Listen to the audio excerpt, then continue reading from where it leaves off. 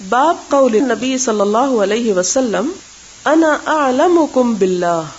آپ صلی اللہ علیہ وسلم کا فرمان کہ میں تم سب سے زیادہ جاننے والا ہوں باللہ اللہ کا، یعنی اللہ تعالیٰ کے بارے میں میرا علم تم سب سے زیادہ ہے. یہ آگے حدیث آئے گی جس کا ایک حصہ لے کر انہوں نے باب کا عنوان باندھا ہے، یعنی یہ ٹائٹل ہے اس باب کا.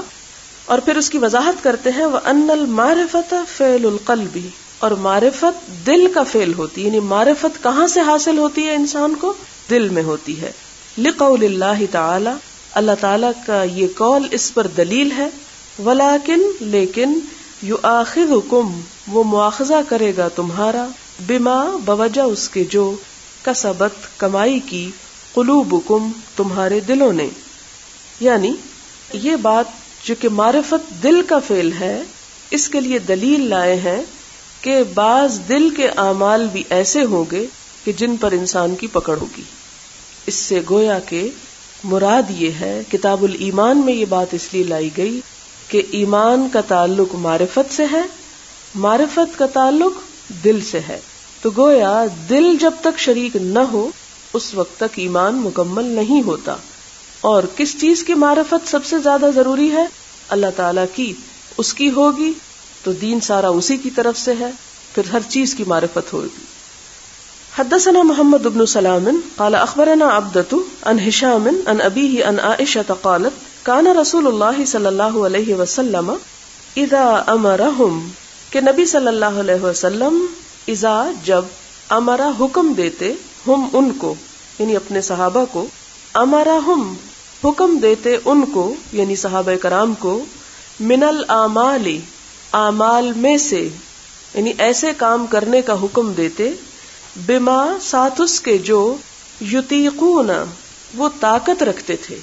یعنی آپ صلی اللہ علیہ وسلم وہ کام کرنے کا حکم دیتے تھے جو لوگوں کے بس میں ہوتا تھا، لوگ اس کو کر سکتے تھے. قالو، تو انہوں نے یہ کہا، یعنی آسان ہوتے تھے وہ کام، آرام سے کر لیتے. اس پر صحابہ کرام نے کہا، عرض کیا، انا، بے شک ہم، لسنا، ہم نہیں ہیں، کا ہیئتکا، مانند شکل آپ کی، ہم آپ کی طرح نہیں ہیں، ہم آپ جیسے نہیں ہیں. یا رسول اللہ، اے اللہ کے رسول صلی اللہ علیہ وسلم، کیوں نہیں ہے آپ کی طرح؟ یعنی ہمارا معاملہ آپ کے معاملے کی طرح نہیں ہے. ان اللہ، کیونکہ اللہ تعالی نے، قد غفر، تحقیق معاف کر دیا ہے، لکا، آپ کے لیے، ما، جو، تقدمہ، پہلے ہو چکا، من ذنبکا، آپ کے قصور میں سے، وما تأخر، اور جو بعد میں ہوا. یعنی آپ کے تو اللہ تعالیٰ نے تمام قصور معاف کر دیے ہیں. فیغضب، تو اس پر آپ ناراض ہو جاتے، یعنی اگر کوئی یہ کہتا تو آپ غضبناک ہوتے. حتی یعرف الغضب، حتی یہاں تک کہ یعرف، پہچان لیا جاتا، الغضب، غصہ، فی وجہہ، آپ کے چہرے میں. ثم، پھر، یقول، آپ فرماتے، ان، بے شک، اتقاکم، سب سے زیادہ متقی تم میں سے، واعلمکم، اور سب سے زیادہ جاننے والا تم میں سے، باللہ، اللہ تعالی کو، انا، میں ہوں.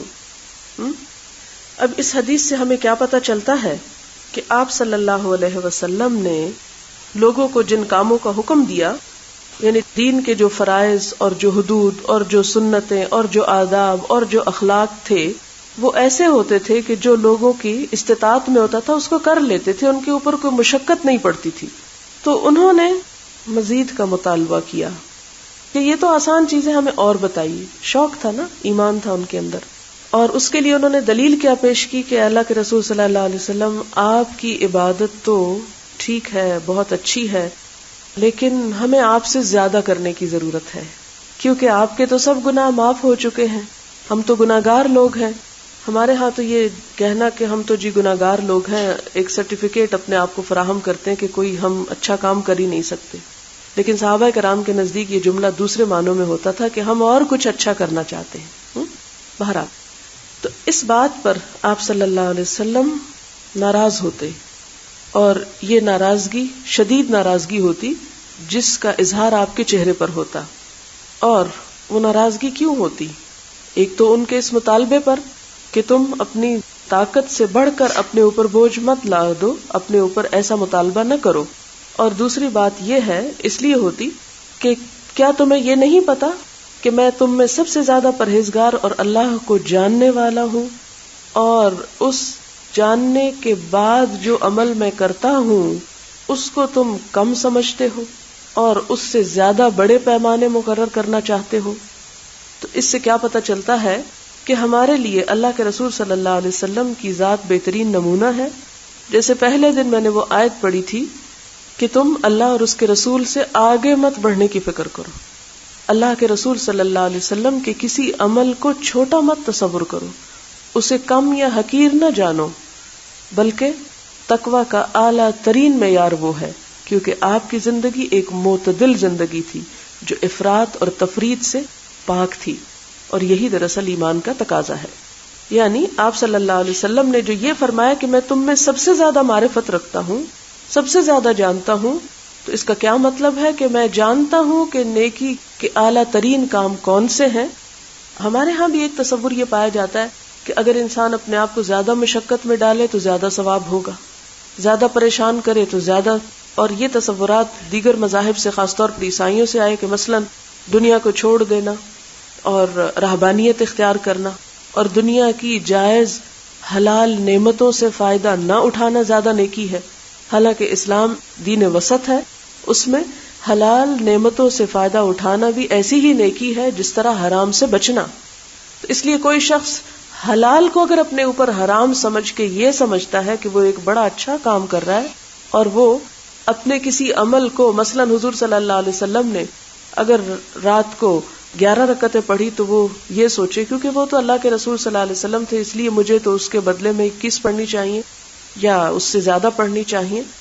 تو یہ سمجھنا کہ یہ زیادہ بہتر ہے، یہ غلط ہے. ہاں، وہ اگر اپنی استطاعت رکھتا ہے اور اپنے شوق سے کچھ کر رہا ہے تو ٹھیک ہے، لیکن اسے یہ کبھی نہیں سمجھنا چاہیے کہ آپ صلی اللہ علیہ وسلم کا عمل تو تھوڑا تھا، کم تھا، اور میں آپ سے بھی بڑھ کے اچھے کام کر رہا ہوں. اس نقطہ نظر سے ایسا نہیں ہونا چاہیے. اس کا یہ مطلب نہیں کہ رات کو کوئی شخص 11 رکعت سے زیادہ، 11 سے مراد یہ کہ ایک وتر بھی ساتھ ملایا جاتا ہے، یعنی 3 وتر جو آخر میں پڑے جاتے ہیں. تو اس کا یہ مطلب نہیں کہ کوئی 11 سے زیادہ پڑھ نہیں سکتا. مثلا تراویح کے علاوہ اگر کوئی شخص صبح کے وقت، تہجد کے وقت اٹھ کے پھر نفل پڑھنا چاہتا ہے تو کیا وہ نہیں پڑھ سکتا؟ نہیں، وہ پڑھ سکتا ہے. بات یہ ہے کہ پڑھتے وقت اس کا نیت یہ ہونی چاہیے کہ عام دنوں میں نہیں صبح اٹھ سکتا، اب اٹھتا ہوں تو چلوں کچھ پڑھ لوں. لیکن وہ یہ سوچے کہ نبی صلی اللہ علیہ وسلم نے تو تھوڑا پڑھا اور میں آپ سے زیادہ کام کر رہا ہوں، تو یہ چیز ایمان کے منافی ہے. حضور اکرم صلی اللہ علیہ وسلم نے فرمایا میں تم سب سے زیادہ اللہ کا جاننے والا ہوں. معرفت یقین دل کا فعل ہے، کیونکہ اللہ تعالیٰ نے فرمایا لیکن یؤاخذکم اللہ بما کسبت قلوبکم. اس حدیث کا مفہوم کلیئر کر دیں. اس کا میں نے ابھی تھوڑی دیر پہلے جو بتایا کہ دل سے صادر ہونے والے اعمال یعنی خیالات، جزا بھی ان کی ہوتی ہے اور بعض اعمال کے اوپر سزا بھی ہوتی ہے. وآخر دعوانا ان الحمد للہ رب العالمین. سبحانک اللہم وبحمدک نشہد ان لا الہ الا انت نستغفرک ونتوب الیک. والسلام علیکم ورحمۃ اللہ وبرکاتہ.